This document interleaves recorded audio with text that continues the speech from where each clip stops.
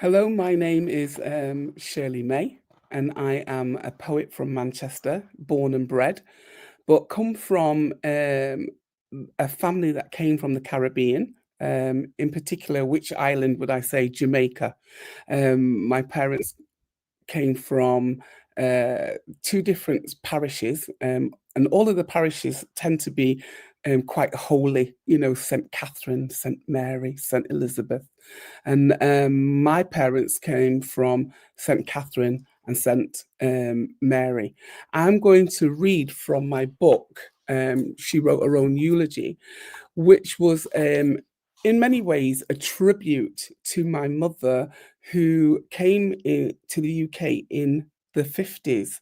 And she came, actually, if you see on the front cover of the book, she comes with these two children, Polly and Douglas. And Polly and Douglas were my mum's wards. And, you know, I would say that she came as a nanny, and she always said that she was one of the few people who didn't come on the Windrush. She didn't come by plane, she still came by boat, but she came on the Queen Mary, and she sat at the captain's table. And she sat at the captain's table because she was the governess of the two children, Polly and Douglas. So this book starts and travels right through places like London. There's mention of New York in this book because she started off first in New York, and then she moves on to Tunbridge Wells. And that's where I'm going to start the first reading from. And the book and the poem is actually called "Not Everybody Came on the Windrush." I'm going to do a reading. Hi everyone, I hope you enjoy it. My mother once told me that in her old age she travelled to England, first class, ate at the captain's table, and danced with Sidney Poitier on a ship called the Queen Mary. She said, thus, dreaming was not just the pursuit of the young. I want to remind you, she said, value your time. It runs away with your life.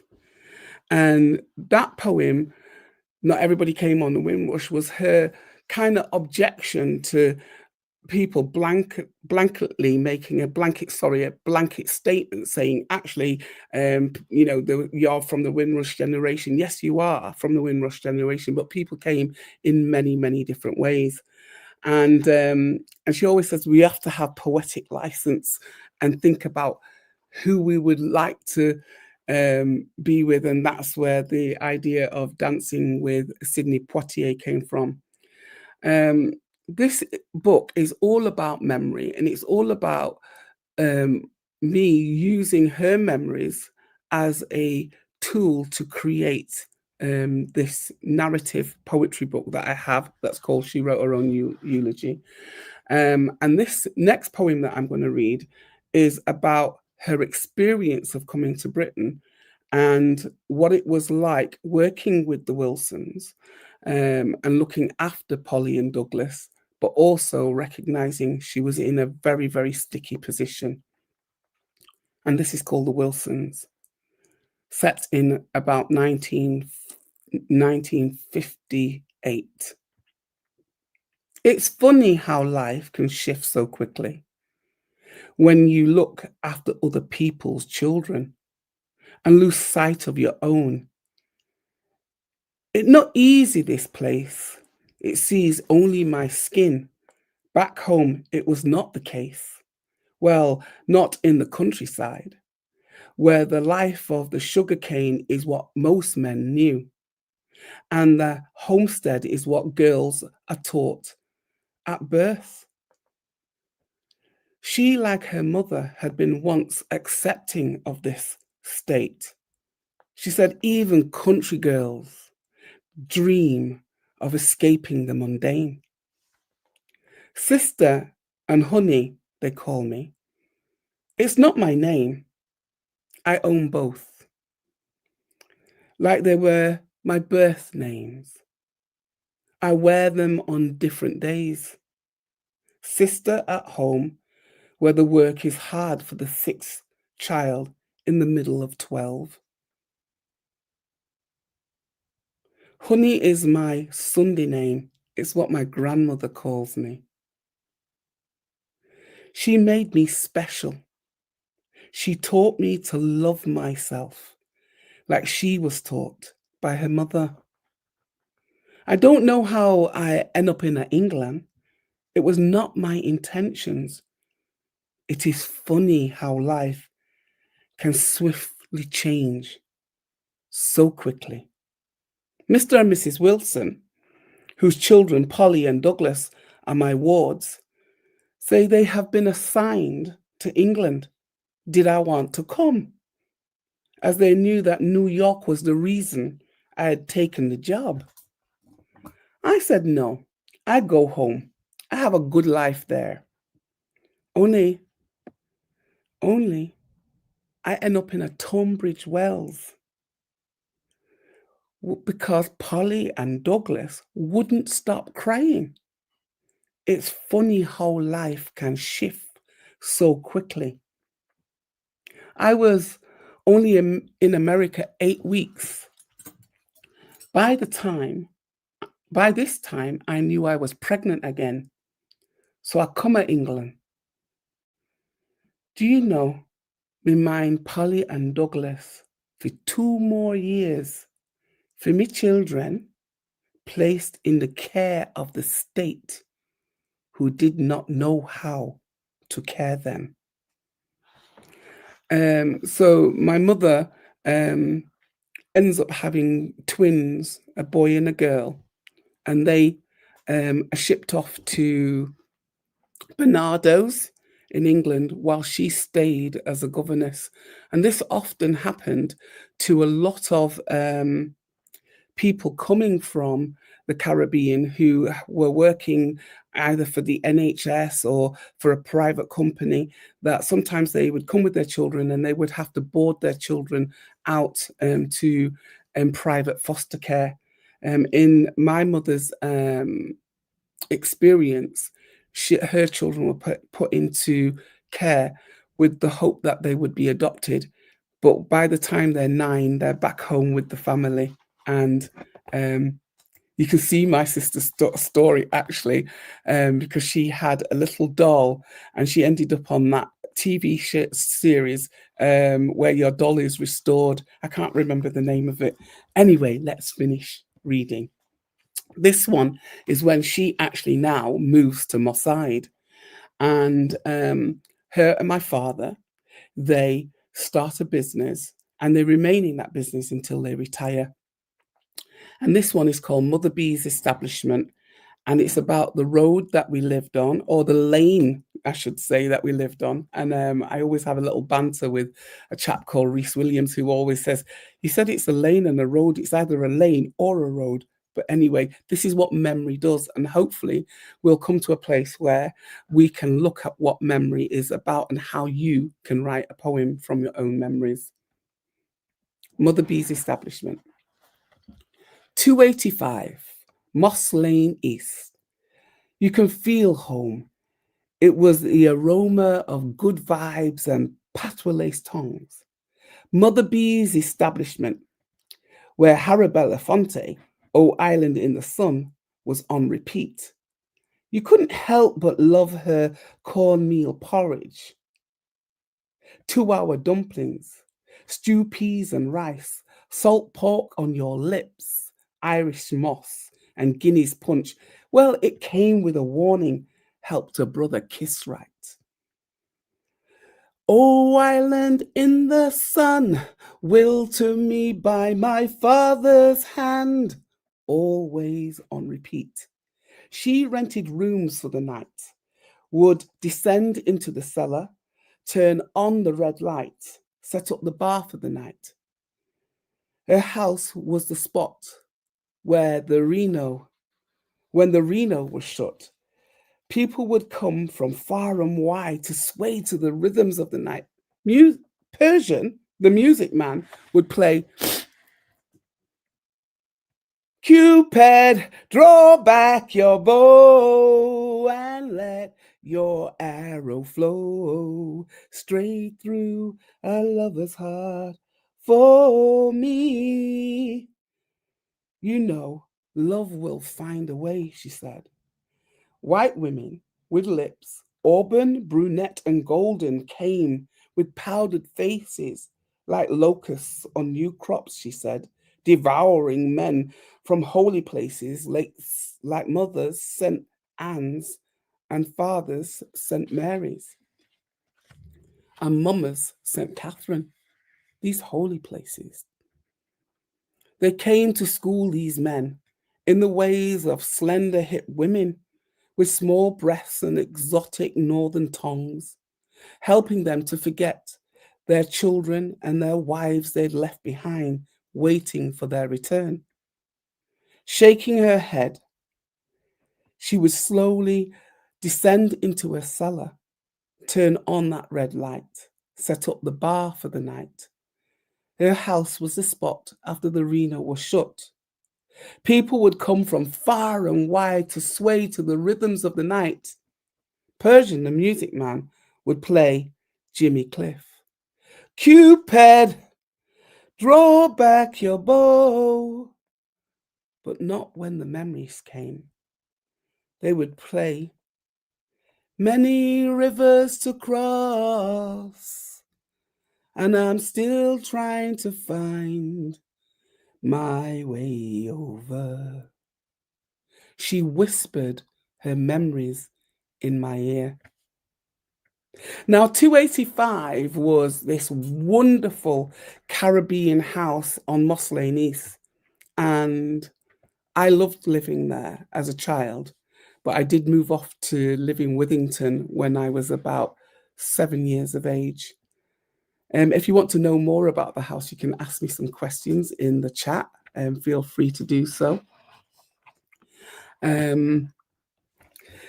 This next poem is one that is about somebody actually that lived in the house. Because if you can imagine the house that Rigsby had, that 1980s sitcom with Leonard, can't remember his last name, it's the age. Anyway, she had a house a little bit like that. So she rented these rooms. Some of them, the one room actually was like a very transient room that lots of people were in and out of quite a bit. And then there were people who actually lived in the house. Very much a Rigsby type house. Sorry, I'm getting my teeth. It's my teeth. Anyway, I'm going to tell a poem that is about a person who lived in the house and actually was my godmother. And this is called Big Shirley and the Red Trunk. And this is about reference to going home. I'm trying to decide what I should keep and what I should take. I come across photographs she took when coming to England. The papers with her name changed from Morris to Maureen, though we called her Big Shirley. There was everything in that red trunk at the bottom of her bed. It was a tumble of yesterday's promises and tomorrow's never come. It was 6 flights into her room. By the time I turned the door handle, I was panting. She kept a trunk just at the bottom of her bed. Not one of those silver-coloured ones with the brass bolted ends that everyone coming from the islands seemed to have for their return. Hers was bright red linoleum. It had a strange textured feel, not smooth, a bit like her. So many things tightly packed in that trunk. I don't know actually why there was a pressure cooker in there, but I knew that they were under a kind of pressure you could never conceive. As a hymn she, I heard people say, laugh and turn away. In that trunk was a razor to take away the stubble from her chin and shave the hair between her cleavage.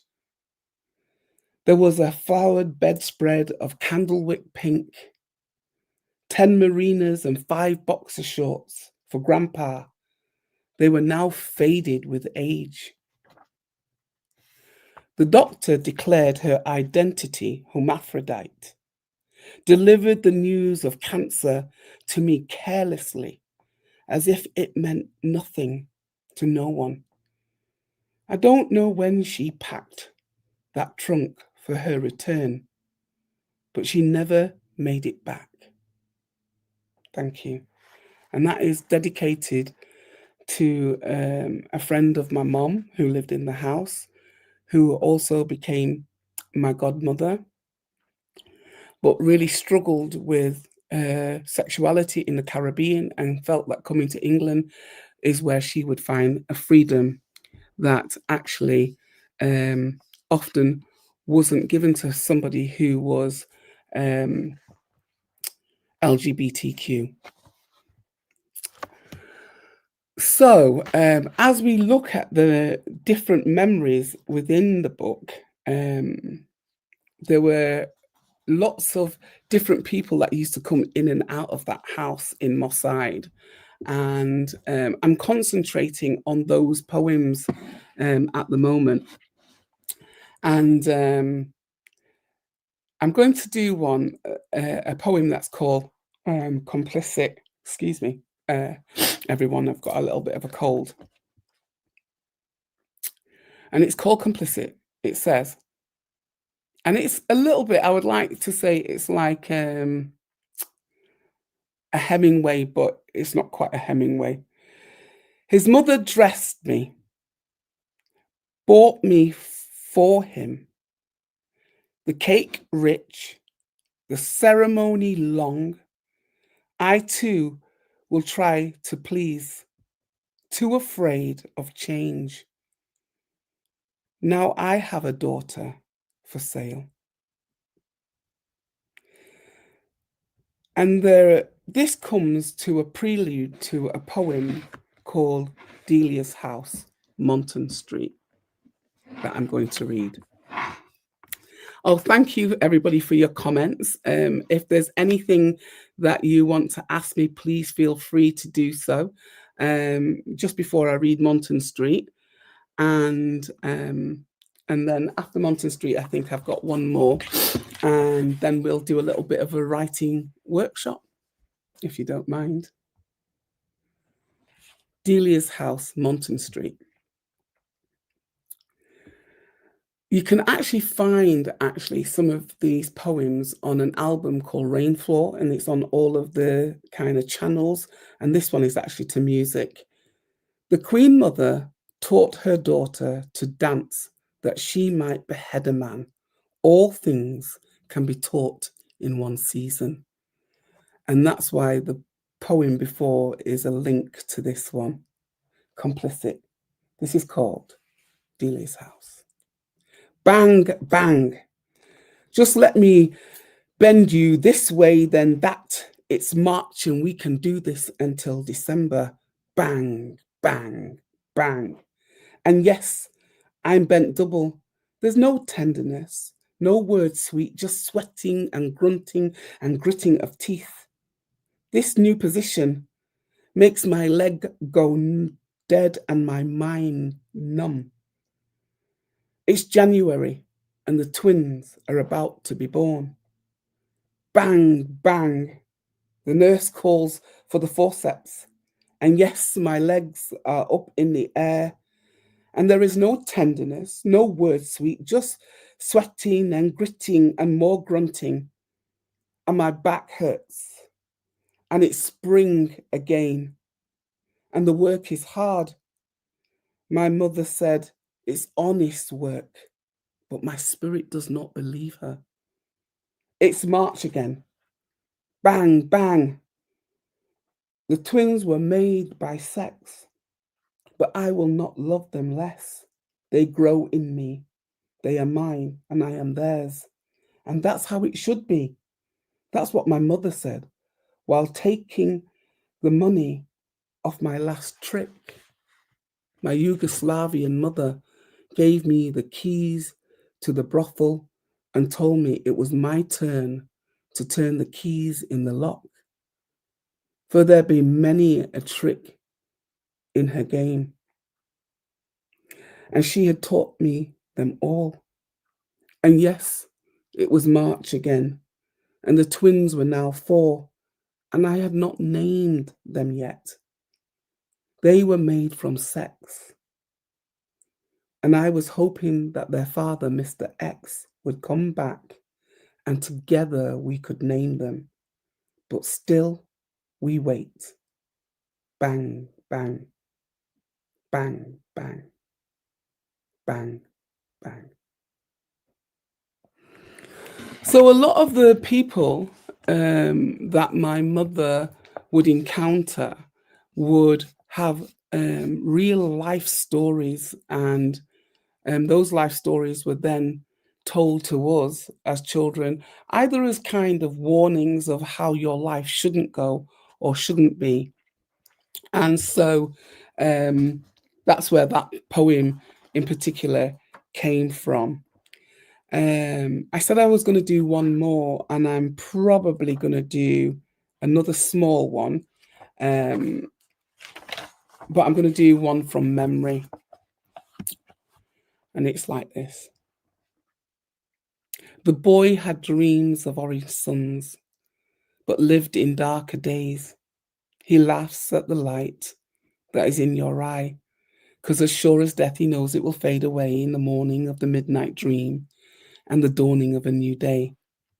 His laughter is like a whip on the back, because he knows that Masa, Bakra, holds the handle and you hold the blade. And if Masa shall draw it, your blood will fall like crimson rain. You see, life is too short to sit around hoping it will change. You will be like a memory that fades, crushed underfoot like the autumn leaves, discarded by the season's change. My mother's advice was to seize the dawning of every new day, because that boy had dreams of orange suns, but lived in darker days, and he laughs at the light that is in your eye, because as sure as death, he knows it will fade away in the morning of the midnight dream and the dawning of a new day. Thank you. When writing these pieces, I have always felt like I could hear and remember the images of the Caribbean, of the house that my mother lived in when she was in her late 30s. She had me when she was in her 40s, actually, was quite a late bloomer for having children, but then had quite a few. And yes, so for my final poem that I'm going to read, and then I'm going to try and get some of you to think about a writing task that you could do from memory, is to read about what I call one of my victorious poems. But all of my poems are coming from a place of what the Caribbean diaspora has felt, have experienced, or it comes from a historic place of what has happened in colonial Britain. And for those people who came here in the 50s, we were a part of the colonies, and later were asked to rejoin as citizens and pay again. But that's another story in another book. Look out for it. I'm going to read tomorrow, and this is a victorious poem. We stand in all our yesterdays where the valiant have once stood, where heroes now stand. We will not flinch nor fall, for we have come too far. So we battle like a queen should. A mother called to combat, like the battalions of her family. All those who did not lie down, while others took possession of their of their of their rise and their fall. Spirited like my mother's mother and her mother before, we did not yield ground, but braced ourselves for the journeys in the hulls of tall ships to distant shores. A bejeweled cargo of brave women and brave men. We are the jet black, fabulous jazz of isosceles.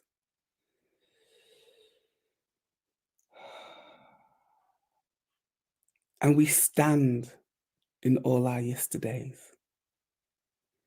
where the valiant once stood, where heroes now stand. You set a path for us to ascend, to find the very best in us as we enter the city gates. We are a people that have battled against those who would try to defeat us. You made us strong. You gave us your voice. You left us your song.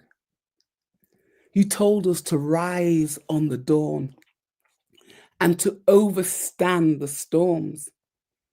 You made us spirited, and we came from Kenya and Egypt, Senegal and Rwanda, Mali and Libya, Madagascar and Nigeria, Jamaica and Barbados. We are Trinidad. We are a people called to arms, a people not afraid. So we stand in all of our yesterdays, where the valiant once stood, where heroes now stand. And we claim all our tomorrows. So that's a reading from She Wrote Her Own Eulogy. I think you can still get the book on Wrecking Ball Press. It was written in 2018, and my mother would have been 100 as she was born in 1918. So we've shared some poetry. I've talked about where my poetry comes from. I definitely know that I'm a narrative storyteller. So my poetry doesn't have a lot of rhyming in. I do some rhyming, but not a lot. But I like to tell stories around memory and where those memories come from. So the writing task that I have is for you to find a safe place and think about a safe memory. So it could be a trip to Blackpool if you've been, or another seaside town. I, in particular, went on my first trip to Blackpool when I was about 7 with Big Shirley. And one of the things that happened in Blackpool was we found a wallet tucked into the seat of the train. So what I want you to do now is you need a pen and a paper, and we're going to call this a little bit of a free write. And I'm going to give you 10 minutes to write your poem. And please feel free to leave your poems on here or to ask me any questions that you want. So, so we found this wallet tucked into the carriage, and it had quite a lot of money. And I can remember my mum's friend saying, "Why you shout so loud that you found a wallet? We could have had what was in there," but we gave it in. And in 1969, that's when we went on that trip. My sister was given a £5. So you can imagine how many notes were in that wallet. Quite a lot. So what I'd like you to do is find a memory that feels as though it's a safe place, and to think about things like taste. So in one of the poems, you heard me talk about the food that Mother B, in From Mother B's Establishment 285, where we could hear the voices of patois, where we could smell the aroma of the food that was being cooked. So I want you to think about all of the senses which are um, taste, sight, sound, smell. Um, and I would like you to kind of um, think about a memory that has some of those images in, because it's really great to make your poetry very um you can do this by thinking about your mother's cooking and what does that smell like. Is it pungent? Is it we have a fish that is a dried fish that we sometimes boil. It makes the most beautiful meal but smells horrible when you are preparing it. We make a dish that's called ackee and saltfish, which is a traditional dish for Jamaica. So think about a dish that you might have had or a place that you've been. And then I want you to think about how that memory can translate into a story. And then think about how you can um, place maybe another person in the story or tell the story about a situation that happened. And it could be like my journey to Blackpool that my sister found the wallet with. It could be that it's about um, how the way your grandmother held you and held you tight, um, and kept you close to her voice. So think about those things. Um, and I'm going to stop talking for just a few minutes while you begin to write. Um, Please, please, please feel free to ask me any questions that you want to support this writing task. Someone asked me, was my mother a poet? She wasn't a poet, but she did journal. Um, And what do I mean by that? She used to keep a journal of um, very mundane things. Like sometimes it would have, on a day, it might have a shopping list in. And this is me responding to Julia or Julie.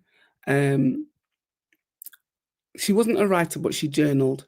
So when there's a poem in the book that talks about my mother's death, and one of the things that it talks about is what she wanted for her funeral. So she wanted us to play Rod Stewart. Don't you think I'm sexy? And we're like, how are we going to get this past a Pentecostal minister? And she wrote what she wanted for her funeral. So things like um, put me in my best dress, put on my shoes so that I meet my maker, not with my naked bare feet. Um, she also um, was quite particular, buy me a good headstone. So all of those lines have ended up in a poem based on her dying, on her last wishes. So even as you begin to write your piece, you can write something that is serious. You can write something that is comedic. You can write something that is touching on a beautiful memory of being with your mother. Um, Let me see if there's any more questions. That's it. Someone's just reminded me it was Leonard Rossiter that had the house. Well, our house was very, very similar. Maybe you should do the task after the this podcast, this virtual hall teaching. Um, I'm just looking at some of the questions that people are asking.